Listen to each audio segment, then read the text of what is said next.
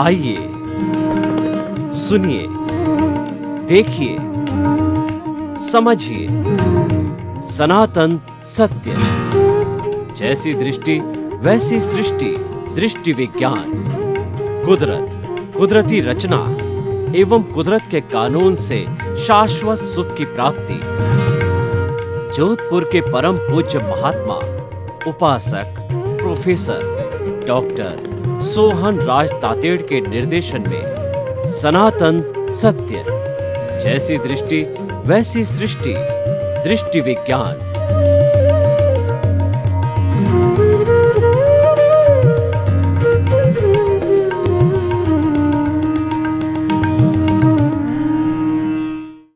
स्वामी जी, हम विज्ञान की बात कर रहे हैं तो विज्ञान के रूप में आगे अब और बात करेंगे कि आपने सूक्ष्म और स्थूल की बात करी कि जो हमारा भीतर का जगत है वो सूक्ष्म जगत है और बाहर का जगत है वो स्थूल जगत है। बाहर का जगत इंद्रियों से दिखाई देता परिणाम का जगत है और हमारा भीतर का जगत है वह अति सूक्ष्म है, वो आंखों से इंद्रियों से परे है, इंद्रियातीत है। तो उसके अंदर जो रहता है वो हमारा ज्ञान दर्शन है।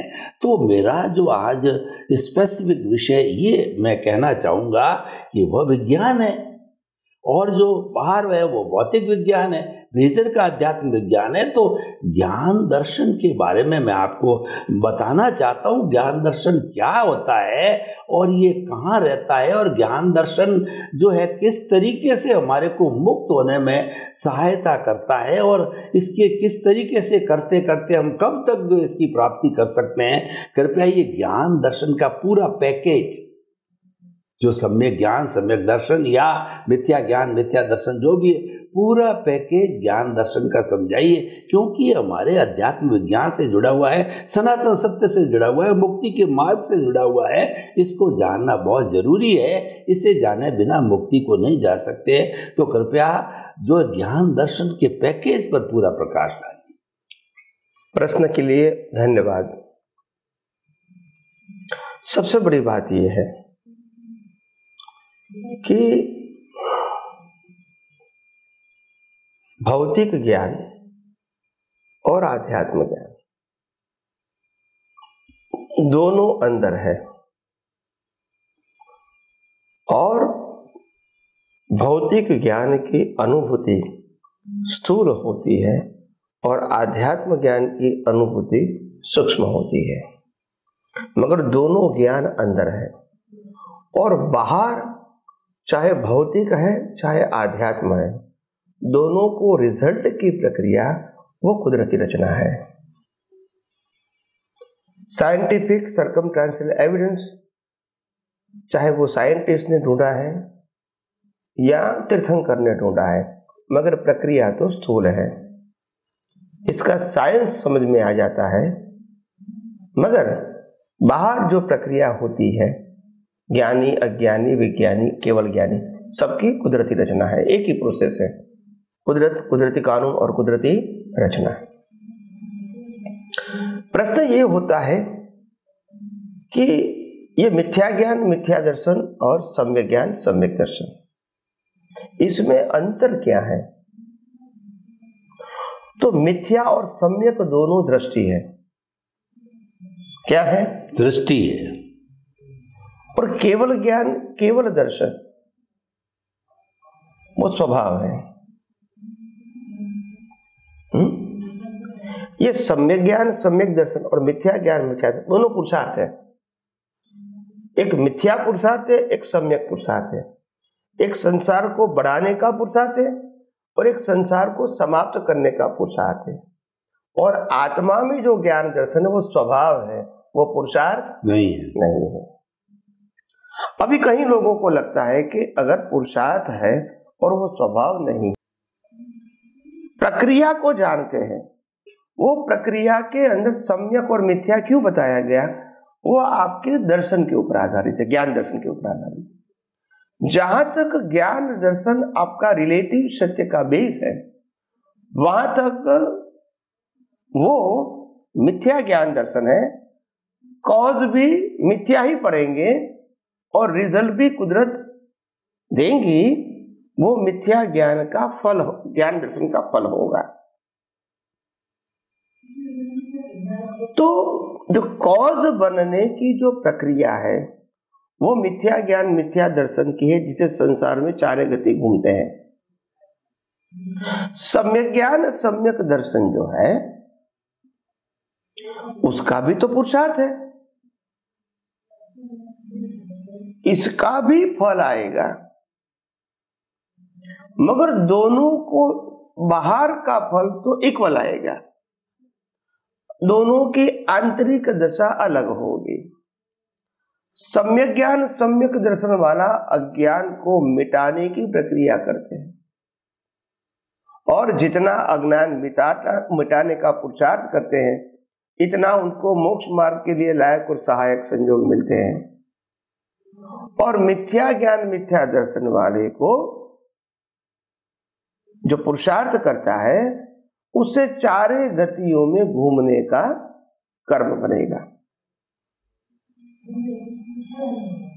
सम्यक ज्ञान सम्यक दर्शन वाले को भी चारों गति में से कोई भी गति में जा सकता है।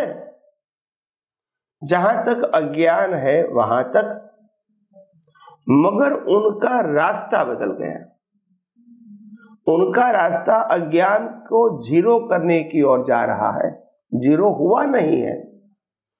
और मिथ्या ज्ञान मिथ्या दर्शन वाले तो चारों गति में घूमता ही रहेगा, उनके पास अभी दिशा बदलने का रास्ता नहीं मिला।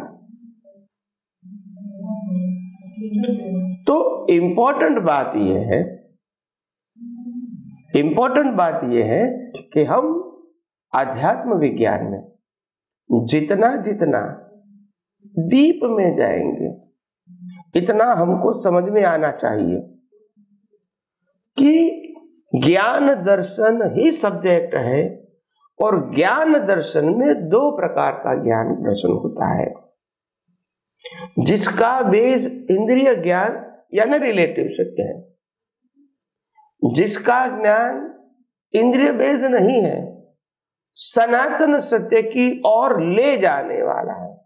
सनातन सत्य की प्राप्ति वो कॉज इफेक्ट नहीं है, क्योंकि वो है कॉज इफेक्ट तो जिसका रिजल्ट आता है।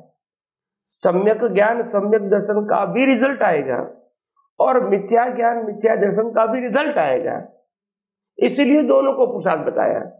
और आत्मा में ज्ञान दर्शन है, वो स्वभाव है, वो पुरुषार्थ का फल नहीं है, वो अज्ञान खत्म होने से खुला होता है, प्राप्त नहीं होता है। मिथ्या ज्ञान मिथ्या दर्शन सम्यक ज्ञान सम्यक दर्शन दोनों प्राप्त होता है, आप समझो, और दोनों समाप्त हो जाते हैं। एक अज्ञान बढ़ाने का काम करता है और दूसरा अज्ञान समाप्त करने का, प्रक्रिया दोनों में है और प्रक्रिया का फल भी दोनों में है। तो कहने का मतलब ये है कि एक इंसान जब जन्म लेता है और इसका जीवन चलता है, जिसको हम जीवन कहते हैं, लाइफ, और जीवन का एंड होता है, तो कोई प्रक्रिया करने की जरूरत उनको नहीं है। कहने का मतलब होता है ये जन्म मरण ये टेम्पररी एंड है, और अज्ञान को मिटा देना वो परमानेंट एंड है। अज्ञान ही नहीं तो कर्म भी नहीं तो जन्म मरण भी नहीं। तो इसीलिए यह सम्यक और मिथ्या में ये अंतर है। जन्म मरण लेने के लिए ये मिथ्या ज्ञान मिथ्या दर्शन की जरूरत है, और जन्म मरण का परमानेंटली एंड करने के लिए सम्यक ज्ञान सम्यक दर्शन की जरूरत है। और आत्मा तो खुद एंडलेस है, और आत्मा का ज्ञान दर्शन भी एंडलेस है। वहां तक पहुंचने का ये दो रास्ता है, या संसार की ओर या अज्ञान नाश करने की ओर। तो ये बहुत इंपॉर्टेंट है। कई सारे लोगों को पुरुषार्थ को ही ज्ञान मानते हैं, नॉट करेक्ट। मूल ज्ञान तो जिसमें शब्द और क्रिया नहीं है, केवल रियलाइजेशन है। और अभी जो ज्ञान है सम्यक ज्ञान सम्यक दर्शन भी वो भी अनुभूति करने का ज्ञान है, मगर वो अनुभूति अभी अज्ञान को मिटाने की अनुभूति है और मन वचन काया से मुक्त रहने की अनुभूति है, आत्मा की अनुभूति नहीं है। और इसीलिए आध्यात्म विज्ञान ने साफ बता दिया, कोई भी व्यक्ति को लास्ट बर्थ के अलावा आत्मा की अनुभूति संभव सैद्धांतिक रूप से नहीं है। कोई कहते मेरे को 5% 10% आत्मा का अनुभव हुआ, वो एक व्यू पॉइंट है, व्यू पॉइंट के हिसाब से करेक्ट है। कभी भी आत्मा की अनुभूति अपूर्ण नहीं होती है। जिसको केवल ज्ञान होगा वो पूर्ण होगा। ऐसा नहीं कि 90% अगले अवतार में था, 100% लास्ट अवतार में होगा, ऐसा नहीं होगा। जिसको होगा वो 100% होगा केवल ज्ञान। महावीर नहीं कहेंगे कि लास्ट पर मेरे को 95% था और अभी 100% कहेंगे ऐसा? वो डेवलपमेंट नहीं, मैं केवल ज्ञान की बात करता हूं। तो इसीलिए आध्यात्म विज्ञान में बहुत जरूरी है कि जैसे जैसे आप विज्ञान को समझते जाएंगे, आगे बढ़ते जाएंगे, ऐसे ऐसे बहुत सारी बातें आपको समझ मिलेगी। आइए हम सब आध्यात्म विज्ञान के माध्यम से और भी बातें समझने की कोशिश करेंगे। स्वामी जी आपका बहुत बहुत धन्यवाद। स्वामी जी आप विदेश की यात्रा बहुत करते हैं, हमने पढ़ा भी है, आपने बताया भी है। और विदेश जो है वह भारतीय संस्कृति के अलावा वेस्टर्न सिविलाइजेशन कहलाती है और इंडियन कल्चर है वो हमारी ईस्टर्न सिविलाइजेशन कहलाती है। अपना अपना जीने का ढंग होता है, अपने अपने सिविलाइजेशन, उसमें कोई बात नहीं है। परंतु मैं ये आपसे जो है आपका अनुभव जानना चाहता हूँ। मेरा उसके ऊपर कोई प्रतिपक्ष या कोई इफ बट्स नहीं है कि अगर आप विदेश में जाकर के 4 महीने लगभग आप विदेश में रहते हैं तो आपने क्या अनुभव किया कि अध्यात्म विज्ञान जो है आपके अनुभव के आधार पर कि विदेश वालों ने उसको ज़्यादा अपनाया है, या 8 महीने आप हिंदुस्तान में रहे तो उन लोगों के अंदर गले ज़्यादा उतरा और कुछ परिवर्तन आया? तो मैं ये इसीलिए जानना चाहता हूँ कि हमारी ईस्टर्न और वेस्टर्न जो कल्चर है उसमें सनातन सत्य जानने का इंटरेस्ट कितना है, उस दृष्टि से मैं प्रश्न कर रहा हूँ। तो कृपया दोनों तरफ के अनुभव को आप हमें बताएं कि किस तरीके से परिवर्तन, जानकारी, इंटरेस्ट लोगों का किस तरफ झुकाव ज़्यादा है। प्रश्न के लिए धन्यवाद और सभी श्रोताओं को मेरा नमस्कार। सबसे पहली बात यह है कि आध्यात्म विज्ञान लोगों को बताने के लिए, समझाने के लिए हम भारतवर्ष में तो घूमते हैं और विदेशों में भी जाते हैं, मगर एक बात ध्यान में रखो, हम विदेशों में भारतीयों के लिए जाते हैं, विदेशी व्यक्तियों के लिए नहीं जाते हैं। नंबर 1। नंबर 2, कई सारे भारतीय ऐसे हैं जो ये ज्ञान से वंचित है क्योंकि वो यहाँ बार बार नहीं आ सकते, उनकी फैमिली, बिजनेस, जॉब, जो भी कहो, और अगर यहाँ आते हैं तो शॉर्ट टर्म के लिए आते हैं। तो उनको अपनी धरती पर यानी विदेश जहाँ उसका सिटीजनशिप है वो धरती पे 2-4 दिन, वीक भी निकाल सकते हैं सत्संग के लिए। यहाँ सत्संग के लिए आएंगे तो 1-8 दिन मिलके चले जाते हैं। यहाँ उनके लिए ज़्यादा रुकना, क्योंकि यहाँ जब भी आएंगे उनके सामाजिक कारण होंगे, उनके घूमने फिरने का होगा, उनका रिलीजियस एक्टिविटीज़ भी होगी, यात्राएं करना, ये सब कुछ मिला के सोशल कारण भी होगा, शादी करना, कुछ को डेथ होना, ये वगैरह वगैरह। तो एक कारण सर आते हैं तो वो वेरी शॉर्ट विजिट में आते हैं और पूरा विजिट का जो पैकेज होता है एवरी डे का वो कैलकुलेशन करके प्लान करके आते हैं। तो उनके पास यहाँ समझने का कोई मौका नहीं होता है क्योंकि उनका अटेंशन वहाँ होता है, कैसे भी करके फिनिश करके वहाँ चला जाऊँ। जो लॉन्ग टर्म के लिए रिटायर पर्सन आते हैं उनकी बात अलग है, मगर जो एक्टिव है, जो जॉब में, बिजनेस में, वो ऐसे नहीं आ सकते हैं।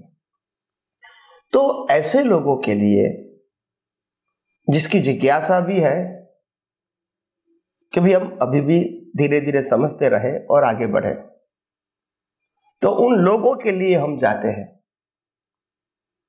इसमें अगर कोई हार्डली 1-2 फॉरेनर्स भी आ जाते हैं कभी कभी कोई फ्रेंड के रूप में लेकर आते हैं, कोई नेबर वाला हो तो उसको इनवाइट करते हैं, वो एक अलग बात है। हम जाते हैं भारतीयों के लिए, खास करके जिसको आत्मा, कर्म का सिद्धांत, पुनर्जन्म, सनातन सुख और मोक्ष, ये 5 चीजों को जो बिलीव करते हैं, इस व्यक्तियों के लिए हम जाते हैं। जो 5 चीजों को बिलीव नहीं करते हैं उनके लिए आध्यात्म नहीं है, उत्तम मानव जीवन है, जिसको कहेंगे हम ह्यूमैनिटी, जो उनके लिए बराबर है। वो आध्यात्म भी जरूरी, वो लेवल तक नहीं पहुंचे। तो मेरा कहने का मतलब यह है कि विदेशों में जाते हैं, आपने कहा कि वहाँ का क्या अनुभव है और क्या लोगों को इतना लाभ मिलता है। तो देखो, बात यह है कि भारतवर्ष के अंदर सबसे पहली बात धार्मिक, आध्यात्मिक और सामाजिक माहौल जो है वो माहौल वहाँ नहीं है। वह सामाजिक माहौल भी नहीं है, वहाँ धार्मिक माहौल भी नहीं है, वहाँ आध्यात्मिक माहौल भी नहीं है, बनाना पड़ता है। और जैसे जैसे मंदिर बनते हैं, संस्थाएं बनती है, समुदाय बनता है, और धीरे धीरे ये माहौल बना रहे हैं। यहां तो माहौल है ही, यहां सामाजिक परिस्थितियां ऐसी है कि एक दूसरे को देख के भी व्यक्ति रिस्ट्रिक्ट हो जाती है कि ऐसा हम नहीं कर सकते हैं। वहां ऐसा नहीं है। धार्मिक, घर के बाहर निकलोगे तो ही मंदिर रहेगा, सोसाइटी के अंदर, सोसाइटी के बाहर।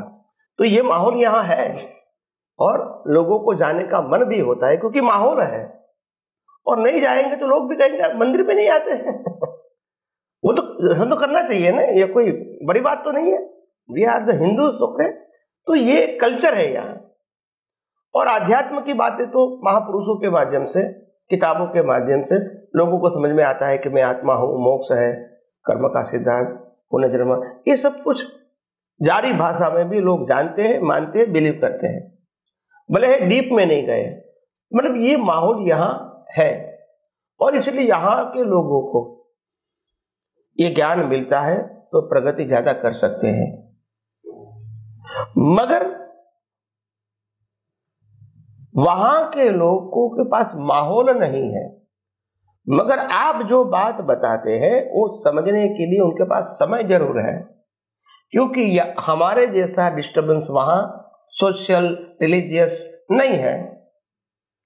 आप समझे, आदमी जॉब करेगा, घर पे आएगा, फिर शांति, no social, no religious, except वो सैटरडे संडे जाएगा तब।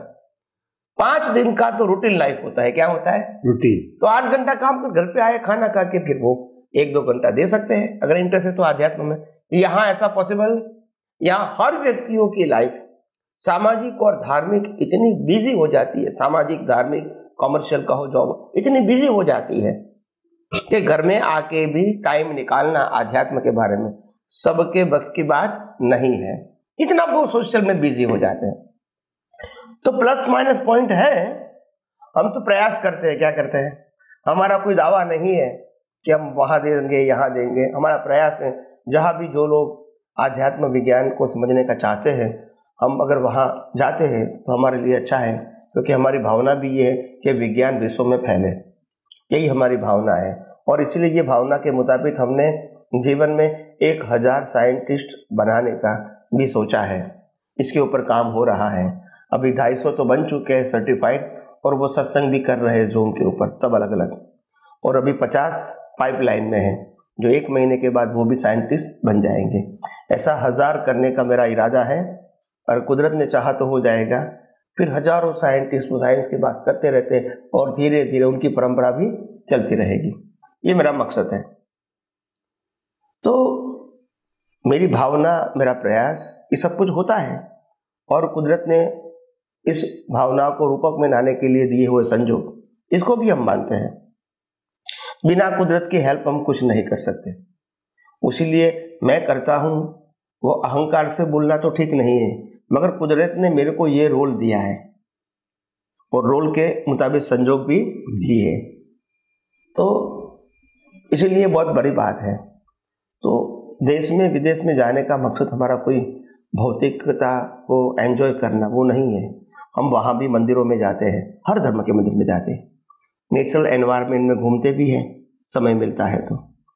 साइट सीइंग पे भी जाते हैं, ऐसा नहीं कि नहीं जाते हैं, मगर मूल मकसद होता है कि कैसे भी करके लोगों के साथ जुड़ के आध्यात्म विज्ञान को पेश करें, क्योंकि बहुत अंतर रखेंगे तो फिर बात करेंगे नहीं लोग, तो जुड़ जाना चाहिए उनके जीवन में। तो चाहे उसको सामाजिक प्रश्न होता है और कोई डिफिकल्टी आती है तो भी हम गाइड करते हैं आध्यात्म के अलावा, क्योंकि तभी तो नदी क्या आएगी, नहीं तो कौन सुनेगा फिर। तो इसीलिए जब आपको वो आध्यात्म विज्ञान फॉलो करता है तो इसको कोई सामाजिक प्रश्न आएगा तो आपके पास ही आएगा, और किसके पास से आएगा, क्योंकि वो आपको बिलीव करता है, आपके ऊपर ट्रस्ट रखता है कि भी आपका जो गाइडेंस होगा वो हमारे लिए सर पे है। तो इसीलिए सामाजिक धार्मिक प्रश्नों के लिए भी हम जुड़ते हैं, प्रत्यक्ष परोक्ष फोन या व्हाट्सएप के माध्यम से उत्तर भी देते हैं, बात भी करते हैं। मिलने का तो साल में एक ही बार होता है सभी व्यक्तियों को, सभी सेंटर पे एक ही बार मिलता हूँ। कोई व्यक्ति अपने आप समय निकाल के दूसरे सेंटर पे आ जाती है वो एक अलग बात है। हम हर सेंटर पे साल में एक ही बार जाते हैं विदेश में, और भारतवर्ष में 2-3 जगह छोड़ के, जैसे अहमदाबाद है, बड़ौदा है और बम्बई है, ये 2-3 जगह, सूरत है, ये 2-3-4 जगह छोड़ के हर जगह पे जाते हैं भारतवर्ष में भी, नॉर्थ साउथ ईस्ट वेस्ट, वो एक ही बार जाते हैं क्योंकि इतना समय भी नहीं मिलता है। तो इसीलिए जहाँ तक कुदरत की हेल्प है और जहाँ तक स्वास्थ्य अच्छा है और जहाँ तक जब सुविधा चाहिए वो मिलती रहती है, वहाँ तक काम होता रहेगा। और आखिर स्विच तो कुदरत के हाथ में है, हम तो भाव कर सकते हैं, संजोग देने वाले बनाने वाले वही है और मिटाने वाले भी वही है। तो हम तो एक इंस्ट्रूमेंट के रूप में काम करते हैं, हमारी भावना के मुताबिक कुदरत ने संजोग दिया और संजोग में जो कुछ पैकेज होगा वो धीरे धीरे खत्म हो रहा है। तो इसीलिए हमने देखा कि विदेशों में भी बहुत सारे लोग इंटरेस्टेड है जो विज्ञान में डीप में जाना चाहते हैं, प्रश्न भी करते हैं, फोन भी करते हैं, मैसेज भी रखते हैं, और कई सारे थिंकर ऐसे भी होते हैं जो इसमें ज़्यादा अध्ययन करते हैं। तो अच्छी बात है।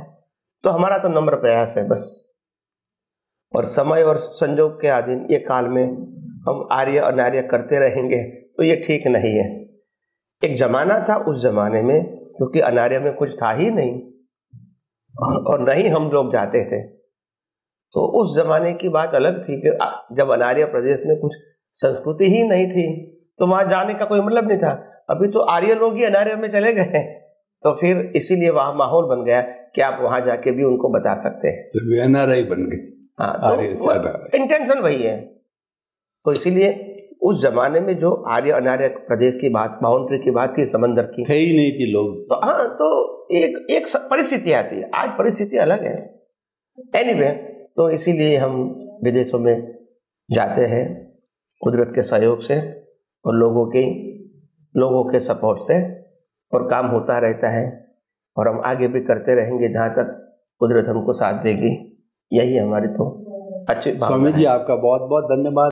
स्वामी जी, कोई भी चीज़ को, कोई भी कहना चाहिए ऑर्गेनाइजेशन को या कोई भी थीम को, कोई भी सिद्धांत को लंबा चलाने के लिए कोई प्लानिंग की आवश्यकता होती है। हालांकि आपने बताया कि 1000 साइंटिस्ट आप बना रहे हैं और 250 बन गए और 150 और पाइपलाइन में है, 300 है, लेकिन ये सारा व्यवस्थित रूप से चलता रहे तो एक व्यवस्था की दृष्टि से कहीं कार्यालय हो, वहाँ व्यक्ति हो जो आपकी इंफॉर्मेशन भेजता रहे, कोई किसी के जो है वो पोस्ट आए, या मतलब एक वर्किंग कार्यालय जो है, तो कोई ऐसा आपने कोई कार्यालय बना रखा है जहाँ पर कि व्यक्ति आपके बारे में पता कर सकता है, कोई पोस्ट भेज सकता है, कोई क्वेरी है, कोई मैगजीन है, कोई बात है, ये है जो नॉर्मली संस्थाएं किया करती। तो क्या कोई इस तरीके की व्यवस्था बनी हुई है या आप बनाना चाहते हैं या आपके कोई दिमाग में है? मैं तो ऑर्गेनाइजेशन की दृष्टि से कह रहा हूँ, मैं कोई ये नहीं कह रहा हूँ कि तामझाम लंबा खड़ा करो, वो बात नहीं है। तो ऐसी कोई रूपरेखा हो तो कृपया बतावें ताकि समस्त श्रोताओं को और हमारे महात्मा जिज्ञासुओं को ये जो है पूरा जानकारी मिल सके। प्रश्न के लिए धन्यवाद। सबसे बड़ी बात यह है कि कोई फिजिकल व्यवस्था कहेंगे, मकान संस्था ऐसा तो नहीं बनाया है और सोचा भी नहीं है अभी तो, मगर ट्रस्ट जरूर बनाया है, ऑर्गेनाइजेशन यहाँ भी बनाया है, विदेशों में भी बनाया है ट्रस्ट, जिसके माध्यम से फंड आता है और काम होता रहता है, इनको भी उसका बेनिफिट मिले। तो मेन चीज ये है कि ये तो है, इसके अलावा टीवी में भी आता है एवरीडे, और टीवी में भी बहुत सारी इंफॉर्मेशन होती है कि कौन से कंट्री में कहाँ से आपको इंफॉर्मेशन मिलेगी। उसका नंबर भी होता है, ईमेल भी होता है, नाम, नंबर और ईमेल, हर देश का, विदेश की हर मुख्य सेंटर के ऊपर। इसके अलावा हम चाहेंगे कि इसके अलावा भी किताब है, इसके माध्यम से भी लोगों को इन्फॉर्मेशन मिलती है, उसमें भी इन्फॉर्मेशन दिया गया है कि आपको फर्दर कहाँ से मिलेगा। इसके अलावा यूट्यूब के अंदर हमारा एक अकाउंट है, चैनल, जिसमें सब्सक्राइब करके सभी इन्फॉर्मेशन आप प्राप्त कर सकते हैं, इट्स फ्री ऑफ कॉस्ट, और एवरीडे आपको एपिसोड भी मिलेगा और स्वामी जी की सब इन्फॉर्मेशन मिलेंगी, स्वामी जी कहाँ है कहाँ नहीं, ये भी आपको मिलता रहेगा। और स्वामी जी का जो प्रोग्राम होता है, जैसे जूम के ऊपर होता है, उनकी इन्फॉर्मेशन भी मिलेगी, जिसमें आईडी और पासवर्ड मिल जाएगा, ताकि आप घर बैठे कनेक्ट हो सकते हैं। और तो व्हाट्सएप के माध्यम से भी इन्फॉर्मेशन जाती है, यूट्यूब के माध्यम से भी इन्फॉर्मेशन जाती है, किताब में के माध्यम से भी जाती है, टीवी के माध्यम से जाती है, और प्रत्यक्ष रूप से हम जाते हैं वैसे भी जाती है। और हमारे बहुत सारे जो साइंटिस्ट जो ये फील्ड में काम कर रहे हैं विलिंगली, उनके माध्यम से भी इंफॉर्मेशन लोगों को पहुंचती है। और दूसरी बात, हमारे जितने भी सत्संग होते हैं, चाहे टीवी के सत्संग है, चाहे रेगुलर 2 घंटे के सत्संग है, चाहे क्लिप बनती है 2, 5, 10 मिनट की, सभी में फ्रंट और बैक का जो पार्ट है वो कॉमन होता है, जिसमें सब फ्रंट में थीम है हमारी, क्या अध्यात्म विज्ञान क्या है 1 मिनट की, और लास्ट में है ये इंफॉर्मेशन की, ये एपिसोड के बाद ज्यादा इंफॉर्मेशन कहाँ से मिलेगी, कॉन्टैक्ट पर्सन या कॉन्टैक्ट पर्सन, इसका नाम, mobile number and email address, ये सब वहाँ होता है। तो इतना, और किसी को डोनेशन देना है तो ट्रस्ट भी है, ट्रस्ट के इंफॉर्मेशन भी साल में 3-4 बार पब्लिश किया जाता है कि आप अमेरिका में रहते तो आप इस प्रकार से डोनेट कर सकते हैं, लंदन में रहते तो इसे, इंडिया में रहते तो ऐसे, घर पे बैठे ही कर सकते हैं, इंटरनेट से भी कर सकते हैं, आपको आने जाने की जरूरत नहीं है। तो ये सब कुछ होता रहता है, और ये तो परिस्थितियों के अधीन बनता रहता है, लोग सेवा देते हैं और काम चलता रहता है। यहाँ कोई संस्था, एम्प्लॉय ऐसा कुछ है नहीं, स्वयंभू काम चलता रहता है, लोग अपनी अपनी सेवा देते हैं, काम चलता रहता है। और जहाँ जरूरी है पैसे का, जैसे कि अरिहंत चैनल है, किताबों का छपना है, ट्रांसपोर्टेशन है, इसका खर्चा के लिए लोग अपने आप सहयोग करते हैं और काम होता रहता है, किताब भी, तो ये सब होता रहता है, वो कोई डिफिकल्ट बातें नहीं है। आप जब, मैं ऐसा मानता हूँ, जब आप एक काम के लिए समर्पित हो जाते हैं, और ये काम खास करके ये तो कुदरत का काम है, हमारा काम नहीं है, हम उनका ही on behalf of the nature काम कर रहे हैं, कुदरत की व्यवस्था बताने के लिए, तो सब कुछ होता रहता है, हेल्प होती रहती है, काम चलता रहता है, एंड विदाउट टेंशन। इतना बड़ा कारोबार है, लोग 10, 12, 13 लाख लोग एवरीडे सुनते हैं तो भी कोई टेंशन नहीं है, हजारों वीडियो लोग हर रोज देखते हैं तो भी कोई टेंशन नहीं है, किसी को भी नहीं है, क्योंकि ये सहज हो रहा है। हमको बहुत बढ़ाना है, कम करना है, संख्या इकट्ठी करनी, ये सब्जेक्ट नहीं है, लोगों का वहां विज्ञान पहुंचे, किसी के माध्यम से पहुंचे, ऐसा नहीं कि मैं ही पहुंचा हूं। तो इसीलिए सब कुछ चलता रहता है, और मालिक की तो कुदरत की ही रहेगी। तो आइए हम सब आगे भी बात करते रहेंगे। स्वामी जी, आपका बहुत बहुत धन्यवाद, आपने सारा व्यवस्था पक्ष रखा कि जो है इसको, जो है अभी धीरे धीरे ये प्रोग्रेसिव हो रही है, लेकिन मूल में जो आपकी इच्छा है, जो हृदय की भावना है कि ये सनातन सत्य अध्यात्म विज्ञान जो मुक्ति का मार्ग है, ये जन जन तक पहुंचना चाहिए, हर व्यक्ति तक पहुंचना चाहिए। और मैं तो ये चाह रहा हूँ, जो आपको मैंने स्टडी किया है, आप चाहते हैं कि पूरे 7.8 अरब की जनसंख्या उसको समझे, क्योंकि इसमें कोई पालन का कोई व्रत है या कोई लिमिटेशन कुछ भी नहीं है, तो समझ का है, ये तो दृष्टि का है, दृष्टि में लेने का है। ये सबसे बड़ी विशेषता आपके सनातन सत्य के अंदर मिली कि ये दृष्टि विज्ञान है। तो अब क्योंकि समय की अल्पता को देखते हुए, समय की संपन्नता को देखते हुए आपने जो कुछ अपने मुखारविंद से बताया उसके प्रति कृतज्ञता। जय सच्चिदानंद। जय सच्चिदानंद।